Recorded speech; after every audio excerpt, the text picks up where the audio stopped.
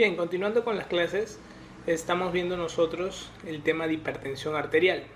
En hipertensión arterial es un tema que actualmente todos nosotros los médicos sabemos que las preguntas de consulta diaria giran mucho en torno a cómo está mi presión arterial, doctor. Bien, las guías, tenemos guías americanas y guías europeas. Las guías que nosotros más usamos en Perú respecto al tema de hipertensión arterial particularmente son las americanas. Y dentro de la clasificación americana estamos actualmente usando lo que vendría a ser la clasificación del séptimo comité, con algunas actualizaciones que en el año 2014 dio el octavo comité. Algunas variables y conceptos a tener en cuenta en hipertensión arterial. Se hablará de hipertensión arterial cuando la presión arterial sea mayor de 140/90. En este caso, tiene que haber una comprobación mínima de 2 ocasiones. Acá te pongo yo comprobado en 3 ocasiones distintas, pero tiene que al menos tener 2 comprobaciones en distintos momentos. Generalmente nosotros, cuando atendemos a un paciente, apenas él ingresa, hacemos que repose 5 minutos, tomamos la medida de presión arterial. Si es la primera vez que vemos al paciente, tomamos en ambos brazos, de tal manera que tenemos un primer control promedio entre ambos brazos. Y luego de ello, vamos a proceder a toda la charla médica y al finalizar la consulta deberíamos hacer una nueva medición, en este caso de uno de los 2 miembros que nosotros decidamos escoger, generalmente el que tuvo la presión arterial más elevada al inicio de la consulta. Así es como debería iniciar y terminar una consulta de un paciente cardiológico. Como ustedes verán, eso no se da en la práctica clínica diaria. Entonces lo que la mayoría tiende a hacer es tomarle una presión arterial al paciente en consulta y en la siguiente cita le toma nuevamente una presión arterial. Y en esas 2 consultas más o menos saca un promedio en el cual esté nuestro paciente. En un porcentaje de 15%, los pacientes a los cuales se les toma la presión arterial no van a dar una presión arterial que les corresponde, por lo cual el médico tiene que sospechar, ya que el familiar o el mismo paciente habla de un registro en su casa que es distinto al que registró en consultorio, para lo cual el médico le va a solicitar una medida de control de presión arterial ambulatoria. Es importante recordar entonces que el concepto de medición de la presión arterial, hipertensión arterial, va a ser cuando la presión sistólica sea mayor a 140 o la diastólica mayor a 90. En una de estas 2 ocasiones vamos a tener un cuadro de hipertensión arterial. Cuando ustedes escuchen hablar de hipertensión arterial sistólica y diastólica, van a entender de que la presión arterial sistólica generalmente va a ser, si solito encontramos la sistólica elevada versus encontrar la diastólica elevada, lo más frecuente en encontrar en un paciente es la diastólica elevada. Y generalmente los pacientes que tienen la presión diastólica elevada también tienen concomitantemente la presión sistólica elevada. A diferencia de muchos pacientes que tienen la presión sistólica elevada y la diastólica no la mantienen elevada. Son los pacientes que se les llama pacientes hipertensos con presión sistólica aislada. Entonces, luego de comprobar la medida de hipertensión arterial en nuestro paciente, nosotros vamos a conllevar a un diagnóstico y un manejo. Entonces, el primer concepto de cómo hallar la hipertensión arterial en nuestro paciente. El segundo concepto, el famoso concepto de prehipertensión arterial o hipertensión arterial lábil, son cifras límites previas a estos valores, en los cuales nos van a decir que el paciente en los próximos 5 años tiene una gran predisposición de desarrollar hipertensión arterial. Esos son los pacientes que tienen que ser captados en consultorio.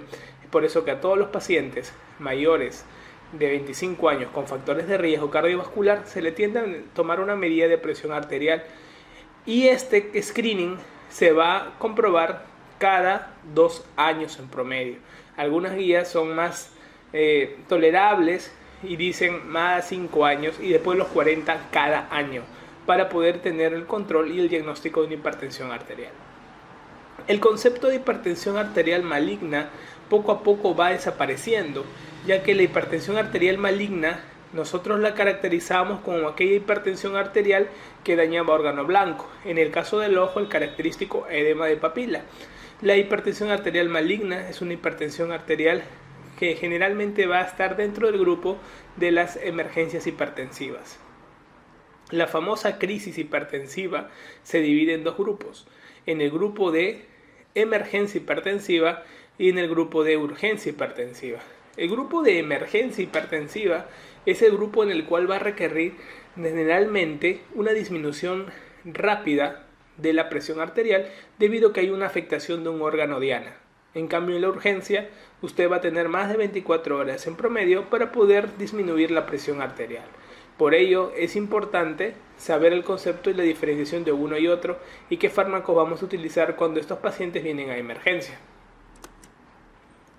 Entonces, cuando definamos los grados de hipertensión arterial, y muy preguntado, no vamos a tener que recordar los valores que definen la hipertensión arterial sistólica como la hipertensión arterial diastólica, mayor o igual a 140 y o mayor o igual a 90.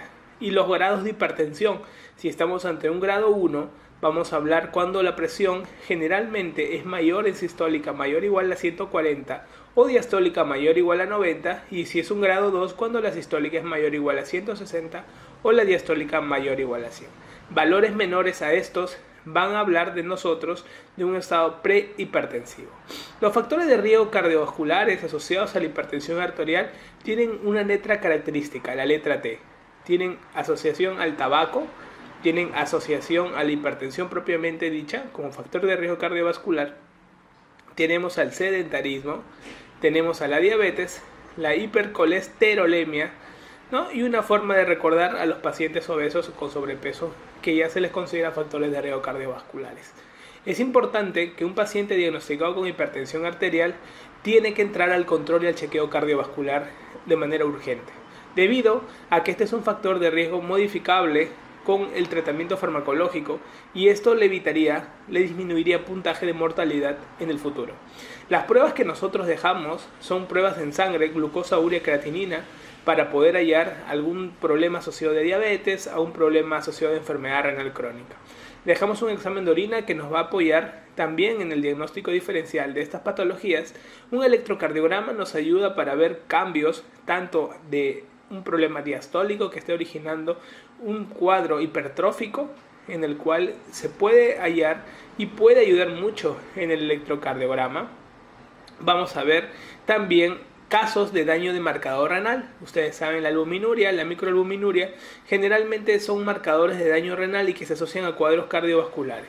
También tenemos una placa de tórax básica, como siempre, para más que todo estudiar lo que vendría a ser el índice cardiotorácico, asociación patológica pulmonar que tenga relación con el problema cardíaco y todo ello. Aparte de ello, vamos a ver si sospecháramos de una cardiopatía isquémica, podremos dejar un test de isquemia que en este caso vendría a ser una prueba de esfuerzo. En algunos centros tienden a dejar, si sale positivo en el electrocardiograma la hipertrofia, de frente como screening de inicio el ecocardiograma, y también han dejado en muchos centros lo que vendrían a ser la tomografía, en este caso un TEM clásico y un índice de tobillo-brazo. El TEM de tórax más que todo para evaluar todo lo que es la calcificación aórtica y el índice tobillo-brazo para evaluar lo que vendría a ser insuficiencia arterial periférica, que se relaciona a factor de riesgo cardiovascular.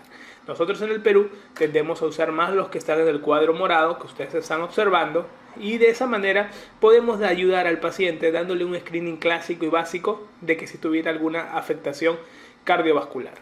Es importante recordar que la presión arterial es el juego de dos cosas: el juego de la frecuencia cardíaca y el volumen sistólico. La multiplicación de ambas sale el gasto cardíaco, y el gasto cardíaco por la resistencia vascular periférica nos van a hallar la presión arterial.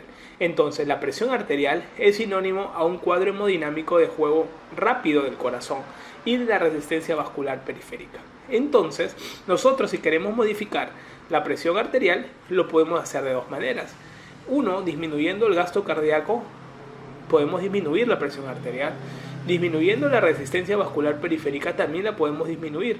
Y en el caso de que un paciente tenga una presión arterial alta, puede ser de una de las dos cosas: o por una resistencia vascular elevada o por un gasto cardíaco elevado. Entonces, la frecuencia cardíaca multiplicada por el volumen sistólico, que nos va a hallar el gasto cardíaco, Estas dos variables van a servir para jugar indirectamente sobre la presión arterial. Muchos fármacos trabajan a estos niveles y es lo que vamos a reconocer ahora y ver de qué manera podemos trabajar con qué grupos. Esta regulación de la presión arterial, el cuerpo lo hace de dos maneras, como vimos en generalidades, con mediadores a corto plazo y a largo plazo. Los que son de corto plazo utilizan dos mecanismos, los vasoreceptores y los quimiorreceptores, y los que son a largo plazo utilizan el mecanismo de compensación renal a través del sistema renina-angiotensina-aldosterona. Es importante, cuando has visto el video de generalidades, cómo trabajan estos dos mecanismos. Por lo tanto, cuando nosotros veamos una regulación de presión arterial en un paciente, tenemos que recordar que los cuadros de hipotensión brusca pueden llevar, en este caso, a que ha sido respuesta a un exceso de respuesta vagal, o los cuadros de hipertensión pueden ser asociados por un cuadro X que irrita y estimula la liberación noradrenérgica con una elevación de la frecuencia cardíaca, con una elevación de estimulación de receptores beta 1 por la contractilidad, por el aumento, en este caso del volumen sistólico, elevando la presión arterial. Entonces son mecanismos que desearía vuelvas a repasar en lo que vendrían a ser generalidades en cardiología. La regulación es un tema muy importante debido a de que nuestros pacientes, muchos de ellos con cuadros de hipertensión refractaria o con cuadros de hipotensión mantenida por bradicardias severas, se van a ver alterados cuando estos cuadros clínicos se presenten de diferentes maneras. En pacientes que tengan una emergencia hipertensiva, hablamos de un paciente con una elevación de la presión sistólica que vuele más de 180, estamos hablando de un paciente que necesariamente tenemos que corregir la hipertensión. La forma de corregir la hipertensión no puede ser brusca debido a que nosotros, si bien necesitamos disminuir la hipertensión, tenemos que cuidar algunas zonas de daño. Un paciente con un ACV hemorrágico, tú no le puedes bajar la presión arterial de golpe porque la presión arterial que está colaborando con la perfusión cerebral es un equivalente en el cual si tú disminuyes esa presión arterial también disminuye la presión de perfusión y harías de que ese paciente que ha sangrado vuelva a ser un resangrado. Entonces es importante en los controles de regulación. Cuando ustedes hablan de los mecanismos de regulación de la presión arterial, tienen que recordar lo siguiente. Los ejes de trabajo en el cual es importante el mecanismo de acción de los fármacos tiene que ir con el proceso renal. El hecho de producir angiotensinógeno y la renina ayude a la formación de angiotensina 1 y mediante las secas que están a nivel del pulmón se forma la angiotensina 2, el elemento más importante de lo que debería ser las hormonas a nivel del cuadro de hipertensión arterial, van a ayudar como los mecanismos de inicio. Entonces, nosotros recordar que dijimos que dentro de los cuadros vasculares, las arteriolas vendrían a ser los vasos sanguíneos que al tener mayor cantidad de músculo liso colaboran en mayor proporción con los cuadros de hipertensión arterial. Entonces aquí hay músculo liso, ¿ok? Entonces tú vas a ver que los fármacos trabajan de una u otra manera. Por ejemplo, un grupo de fármacos son los IECAs y los ARA2. Este grupo de fármacos de los IECAs pues bloquea a nivel del ECA, de tal manera que inhibe la formación de angiotensina 2, colaborando de manera muy importante con la hipertensión arterial. Los ARA2, los receptores de la angiotensina 2, bloquean de manera más selectiva, pero igualito tienen los mismos efectos que los IECAs. Por lo tanto, un ARA2 y un IECA tienen los mismos efectos, solamente que los ARA2, ustedes saben, se utiliza cuando haya una intolerancia a los IECAs o una reacción adversa a los mismos, ya sea por una tos o un efecto de angioedema, debido a que los IECAs no solamente bloquean la ECA, sino también la producción de bradiquininas que terminan estimulando, en este caso, todo el cuadro componente de oxígeno. Es importante entonces el nivel de los IECAs, cómo trabajan dentro de esta regulación de la presión arterial. Pero nosotros podemos trabajar de manera más selectiva en las arteriolas con los calcio antagonistas. Los calcio antagonistas, generalmente lo que vendrían a ser los calcio antagonistas dihidropiridínicos, o sea el nifedipino o el amlodipino, ayudan a la relajación arteriolar, permitiendo una vasodilatación y de esa manera disminuyendo la resistencia vascular periférica y disminuyendo consecuentemente la presión arterial. Entonces los calcio antagonistas son una buena alternativa. Tenemos también las tiazidas. Las tiazidas son los diuréticos de elección dentro de todos los diuréticos para iniciar el cuadro de manejo antihipertensivo, debido a que las tiazidas no solamente bloquean a nivel del cloruro de sodio, el receptor de cloruro de sodio en el túbulo contorneado distal, sino estimulan la disminución de lo que vendría a ser la recaptura de sodio a nivel de las arteriolas, disminuyendo entonces ese sodio que está en los vasos sanguíneos y con ello contribuyendo a que haya una menor retención hidrosalina y a la larga menor presión arterial. Por lo tanto, son unas herramientas importantes de manejo, los IECAs, los calcioantagonistas, las tiazidas. De tal manera que se van enmarcando como los tratamientos más importantes dentro del cuadro antihipertensivo. Van a ver ustedes otros fármacos que nosotros podemos utilizar y que tienen algún efecto antihipertensivo. Por ejemplo, los beta bloqueantes. Los beta bloqueantes no son antihipertensivos de manera directa, sino lo son de manera indirecta, porque bloquean receptores beta 1, porque bloquean receptores beta 2, o sea, permiten que haya una relajación cardíaca, una disminución del gasto cardíaco, o sea, indirectamente. Pero no son directos como lo son los IECA, los ARA2, los calcioantagonistas, las tiazidas. Eso recordarlo. Los beta bloqueantes, dentro de todos los beta bloqueantes, el beta bloqueante que es más antihipertensivo es el metoprolol. Pregunta de examen. El metoprolol es el beta bloqueante más antihipertensivo de todos. El más estudiado y que más se usa con un mecanismo doble es el carvedilol, receptor de bloqueantes alfa 1 y beta 1. Por lo tanto, al ser un bloqueante alfa 1 tiene un efecto que tiende a disminuir y tiende a ser hipotensor. Por lo tanto, hay que recordarlo. Entonces, ustedes tienen que tener presente, hay fármacos que tienen un otro efecto que no necesariamente los trabajamos en el día a día de la hipertensión, pero van a ayudar bastante en el mecanismo de emergencia. Cuando hablamos de mecanismos de emergencia, recordarás al nitroprusato y a la nitroglicerina. Estos, ¿qué hacen? Básicamente trabajan bajo la óxido nítrico sintetasa, ayudando a la producción de vasodilatación arterial y venosa, disminuyendo la presión arterial de una manera más brusca. Por eso el nitroprusato y la nitroglicerina se usan en los cuadros de emergencias hipertensivas, sobre todo. En cambio, en de urgencias, tú puedes trabajar con algún IECA o un calcioantagonista y te va a ir bajando la hipertensión dependiendo cómo vaya trabajando. Entonces, eso es muy importante, muchachos, de cara a los manejos, sobre todo a qué nivel van a trabajar. Hay nuevos fármacos que van a trabajar en el bloqueo selectivo. Un fármaco que ha sido preguntado ahora último es el alisquirén. Y el alisquirén bloquea a nivel de la formación de renina y bloquea el trabajo de la renina, de tal manera que es muy selectivo a la hora de hacer el trabajo fisiopatológico de conversión de angiotensina 2. Entonces, también hay que recordarlo de cara a las preguntas de examen. Los diferentes mecanismos farmacológicos en los diferentes niveles de trabajo antihipertensivo.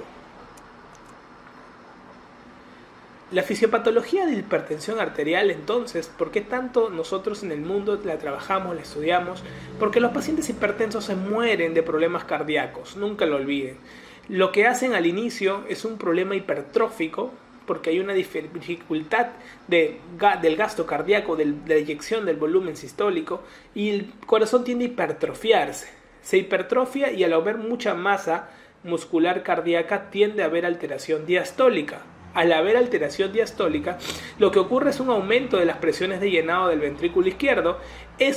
Esa hipertrofia va a predisponer a la arritmia más frecuente asociada a la hipertensión arterial, que es la fibrilación auricular. Entonces, este aumento de presiones de llenado del ventrículo izquierdo va a terminar dando, ¿qué cosa? Alteración contráctil, o sea, una disfunción sistólica posterior a la alteración diastólica que ya se había ido dando. Por lo tanto, al haber una disfunción diastólica y una disfunción sistólica, a la larga va a hacer de que el paciente tenga una dilatación cardíaca. Esto lo va a corresponder, va a terminar en una evolución de una insuficiencia cardíaca. Ustedes saben que las causas de insuficiencia cardíaca más frecuentes en el mundo son la insuficiencia coronaria, propiamente dicha, las valvulopatías, que se pueden encontrar en la mayor cantidad de pacientes, y los pacientes que tengan algún tipo de falla posterior como la hipertensión arterial que termina dando insuficiencia cardíaca a los pacientes. Por lo tanto, eso es lo que tienen que tener en cuenta en la fisiopatología. Lo que son la repercusión orgánica de la hipertensión arterial, muchas veces nosotros no diagnosticamos la hipertensión arterial a tiempo y lo que tratamos son complicaciones de esta en el paciente. Una de las complicaciones más importantes y que termina definiendo al paciente son las cardiovasculares. Tenemos la hipertrofia ventricular en el paciente con hipertensión arterial más hipertrofia ventricular, de inicio tiene que recibir tratamiento porque ya está teniendo complicación cardíaca. Nada de observación, nada de mandarlo con dieta ni ejercicios a la casa. De inicio se le da su YECA, que es el fármaco de elección cuando hay repercusión hipertensiva en el corazón. Pregunta de examen. Paciente con cardiopatía hipertensiva, o sea, un paciente que ya se altera, tiene una insuficiencia cardíaca diastólica, que lo vemos en el ecocardiograma con una disfunción diastólica. Hay 3 tipos de disfunciones diastólicas y ustedes van a observar en el ecocardiograma cómo describen la alteración diastólica. Pacientes con factores de riesgo para cardiopatía isquémica. Paciente de por sí la hipertensión arterial predispone a la cardiopatía isquémica, hace que haya daño ventricular y más el cuadro de coronario de fondo, el paciente termina teniendo una falla total en el corazón. Aparte de ello, predispone a la fibrilación auricular. Por eso no se olviden que los pacientes con fibrilación auricular también pueden tener de fondo un cuadro hipertensivo y eso lo ha conllevado a que hagan el problema arrítmico. Las otras alteraciones a nivel del sistema nervioso central son el ACV. Hay mayor factor de riesgo de ACV de tipo hemorrágico en el cuadro hipertensivo. Alguna vez nos preguntaron la hipertensión arterial, ¿qué tipo de ACV hace con más frecuencia? Con más frecuencia hace un cuadro de origen trombogénico, o sea, hace un ACV isquémico. El factor de riesgo de la hipertensión arterial es que haga por volumen más ACV isquémico. Pero cuando ustedes vean de los ACVs, tanto isquémico y hemorrágico, quien tiene como que mayor potencia para poder originarse es el hemorrágico. La hipertensión arterial se asocia muchísimo al ACV hemorrágico, pero por frecuencia, como ustedes saben que el isquémico es casi el 70-80% en frecuencia más que el hemorrágico, termina la hipertensión arterial generalmente como causa, origen de ACV más frecuente de tipo isquémico. ¿Ok? No se olviden. Entonces es un factor de riesgo para ACV muy importante, aparte que ello, que hacen algunos síndromes típicos de hipertensión arterial, con lo que es la cefalea occipital. La cefalea occipital, cuando alguien dice, doctor, me duele la cabeza porque estoy hipertenso, generalmente para que haya dolor de cabeza, una cefalea asociada a un cuadro hipertensivo, debe haber una presión diastólica mayor de 120. Si no lo hay, es bien difícil que el dolor de cabeza se dé por un cuadro diastólico. Eso no lo olviden. Los problemas oculares, tenemos la retinopatía hipertensiva con sus 4 grados, que ya lo vamos a ver más adelante y vamos a explicar algunos detalles. Y luego a problema a nivel renal, básicamente una nefroangiosclerosis. La nefroangiosclerosis a la larga termina siendo una disminución del filtrado glomerular y eso corresponde a una insuficiencia renal. La mayoría de las veces la hipertensión arterial es un enemigo asintomático y puede que a la larga solamente debute con alguna de estas complicaciones que le he nombrado, pero son frecuentes de hallar y por lo tanto tienen que medicar. Cuando te pregunten causas de presión sistólica aislada elevada, solamente presión sistólica aislada elevada, no te olvides del ABCD.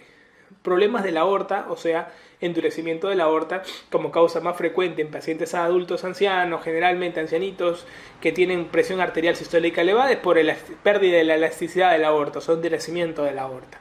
Puede haber un aumento de volumen sanguíneo como una causa de presión sistólica aislada por un aumento de volumen excesivo por X causa. Otras enfermedades como las cardiopatías congénitas del adulto, como la coartación aórtica, que es muy frecuente, para ello siempre tienes que sospechar el cambio, la diferencial de presión entre los miembros inferiores y los miembros superiores, que debe ser más de 20 milímetros de mercurio para que puedas sospechar. Y aparte hay otras causas de hipertensión arterial sistólica elevada, como es la enfermedad de Payet, cuadros de anemia, hipertiroidismo, embarazo, anafilaxia, fiebre o deficiencia de vitamina B1, básicamente el beriberi. Entonces, ello hace de que tengas bastantes causas de hipertensión arterial sistólica aislada elevada. De las que son de tipo diastólica, vas a ver que casi siempre, cuando describas una hipertensión diastólica, casi siempre va con una hipertensión sistólica agregada a la vez. El 90% de estas presiones diastólicas elevadas son de tipo primaria, no se sabe la causa. Y no necesariamente todas son sensibles a la sal. Pregunta de examen. La otra causa que son secundarias, sobre todo son de tipo renal, que son las más frecuentes de las causas secundarias de hipertensión arterial. Dentro de las causas endocrinas, la más frecuente son los anticonceptivos orales, por lo cual tienes que tener fresco. Dentro de las causas secundarias endocrinas, lo más frecuente, renal. Y cuando es de las causas endocrinas, los anticonceptivos orales como la causa más frecuente. A nivel renal, vamos a encontrar nosotros que pueden ser de la arteria renal, que puede ser intrínseco o extrínseco, o a nivel parenquimatoso. De la arteria renal a nivel intrínseco, lo más frecuente es por una placa aterosclerótica, pregunta de examen. Y lo que es extrínseco por compresión que se pueda dar de X causa. A nivel parenquimatoso puede ser unilateral, puede ser bilateral, puede ser por un cuadro de coartación, puede ser por una toxemia del embarazo. Son varias causas que te estoy colocando. ¿Ok? Otras causas probables de hipertensión diastólica también la estamos colocando, pero sobre todo dando puntos claves en las que queremos que recuerdes. Algunas perlas de hipertensión arterial. ¿Importa la edad? Sí. Generalmente la mayoría debuta entre los 35 a los 50 años y se habla de una hipertensión arterial primaria. Si debutara antes de los 35 años o después de los 50 años, vamos a sospechar de que se trate de un cuadro secundario.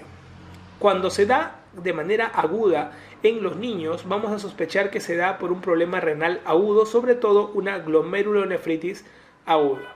Cuando se da una hipertensión grave en pacientes jóvenes, sospechemos de problemas renales crónicos, sobre todo glomerulonefritis crónica. En pacientes ancianos, si se da de manera brusca, hay que recordar las causas renovasculares porque son las causas secundarias más frecuentes. Y cuando hay una caída brusca de la presión, hay que descartar ortostatismo en todos los pacientes.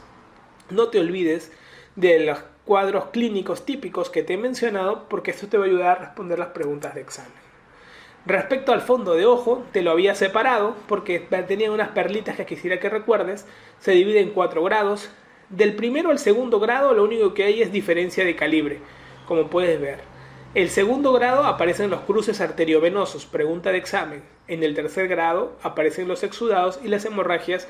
Y en el cuarto grado aparece el famoso papiledema. Esto no lo olvides porque es pregunta de examen.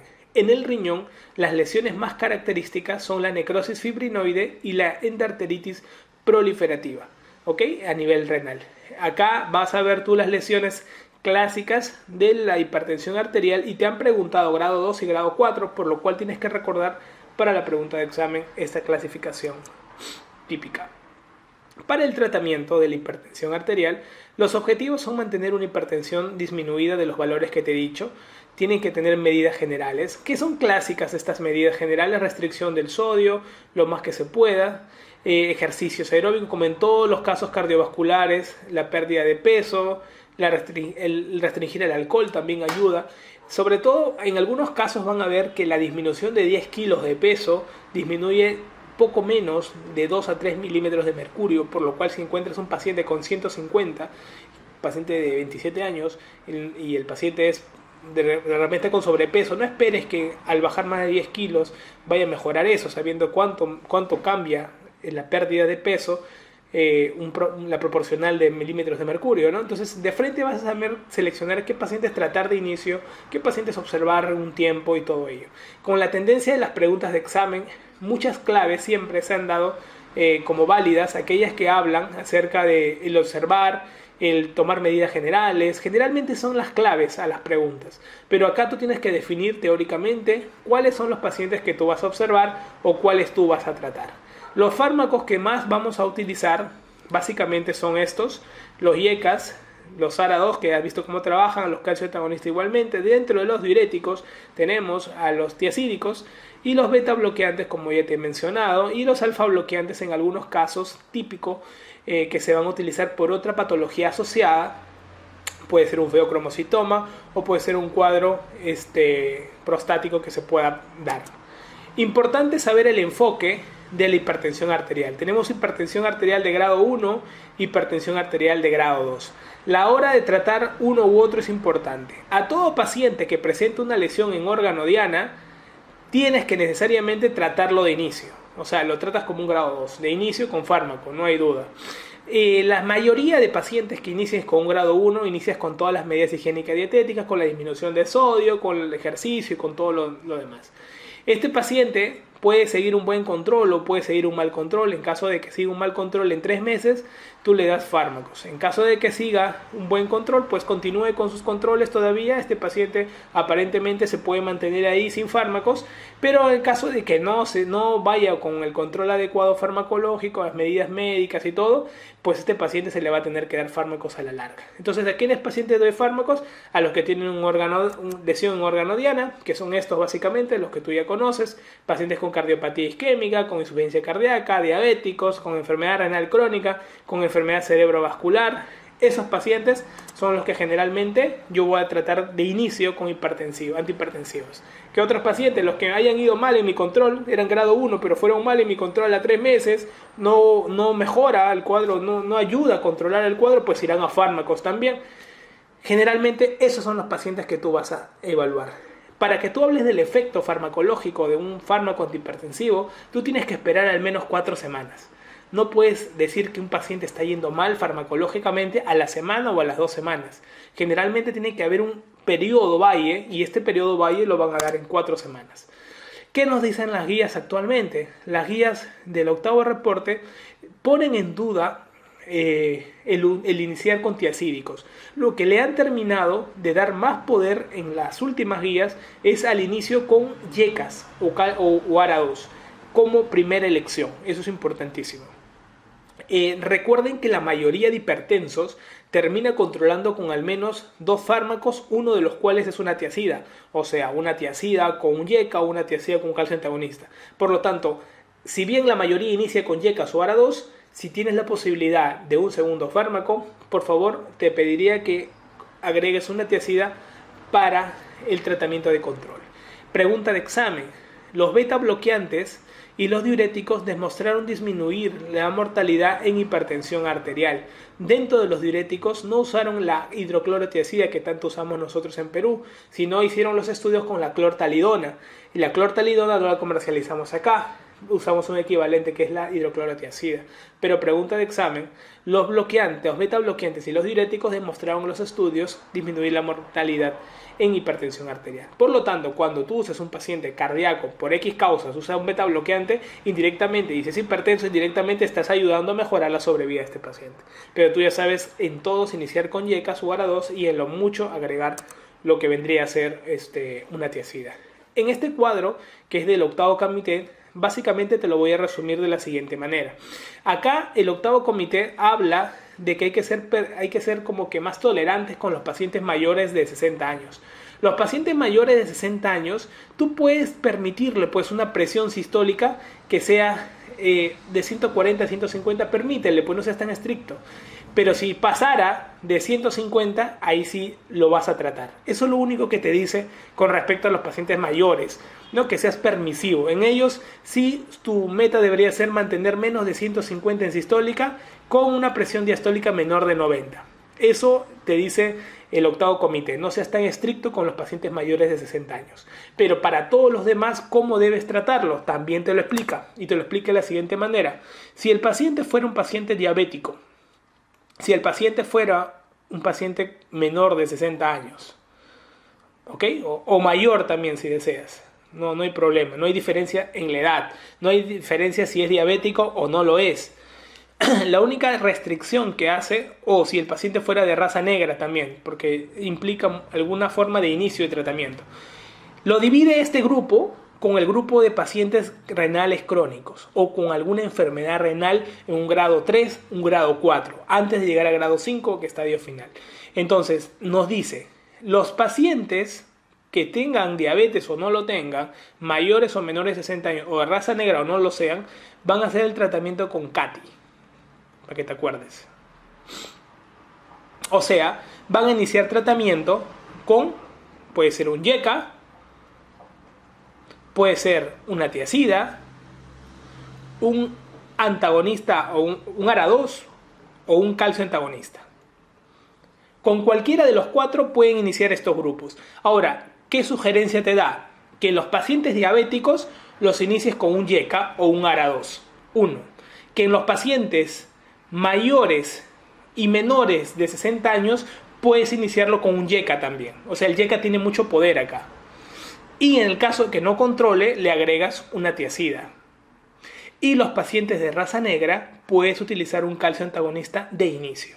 De tal manera que estos 3 grupos lo vas a trabajar con CATI. En cambio, los pacientes renales crónicos vas a iniciarlo generalmente con la letra I. I o A, las 2 vocales. ¿Ok? Entonces, YECAs o ARA2 en el manejo de pacientes renales, que estos van a ayudar a la disminución de proteinuria. Por lo tanto, en líneas generales, para los mayores de 60 años hay que ser permisivos, menores de 150-90, su control bacán. Divido mi tratamiento: diabéticos mayores o menores de 60 años y raza negra con CATI. Punto. YECAs para diabéticos mayores o menores de 60 años, YECAs si no controla con tiazida. En pacientes mayores de 60 años, sobre todo los mayores que tengan presión sistólica aislada, puedo trabajar con un calcio antagonista, y los de raza negra también puedo usar un calcio antagonista. En este grupito ya te he dicho todas las preguntas de examen respecto a manejo. No te olvides. Y en pacientes con enfermedad renal crónica puedes utilizar un YECA o un ARA2 para manejo de inicio. Entonces, de tal manera que ya puedes ayudarte. Ojo, muchachos, con las tiazidas. Si te digo que la tiazida es de soporte, cuidado, porque la tiazida tiende a ser hiperuricémica, y en los pacientes con gota la tiazida estaría contraindicada en el manejo. Tener cuidado a la hora de el tratamiento con tiazídicos. Y si te ponen por ahí un paciente diabético con gota, tú no por la diabetes contraindicas, sino por la gota.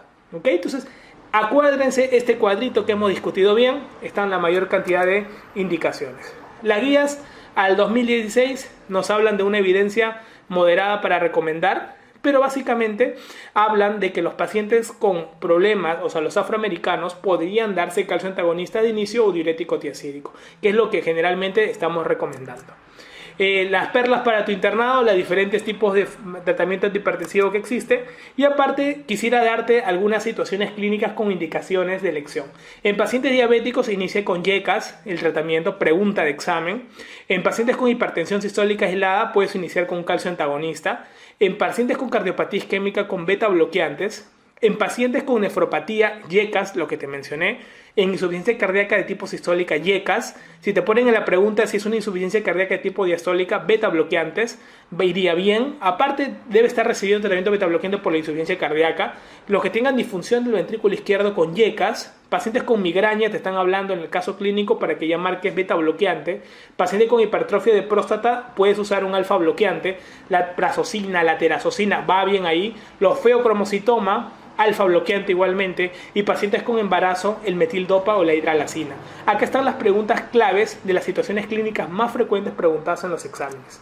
Acá están todas las guías clínicas que existen en hipertensión arterial, y solo recuerda las guías que hemos nosotros manejado, la del 8º comité, la americana. Luego tienes guías de todos los cursos de diabetes, todos, y la mayoría termina controlando con menos de 140/90, independiente de que sea diabético. Antes decían menos de 130/85, no, independiente, menos de 140/90, tú te cierras en ese punto y aprendes a controlar.